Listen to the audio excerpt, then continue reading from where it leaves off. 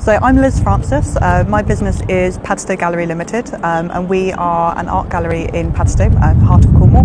We specialise selling independent, hand-selected paintings straight from the artists and the makers directly. So there's absolutely no wholesale, it's all independent, and we absolutely love what we do. I guess we've been in business now for about 18 months, and I really wanted a bit of reassurance that I was going in the right direction, a little bit of help with the growth and the tweaking of things, make sure that we are kind of doing everything that we can to get ahead of the game, stay where we want to be, and basically make sure that we're giving our customers and also our artists the best possible experience. So that's why we're here.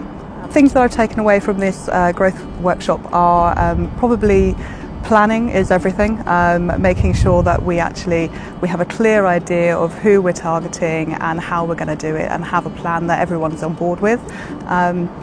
Branding and raising kind of the credibility of the company, but also the visibility of the company. Those are definitely key things.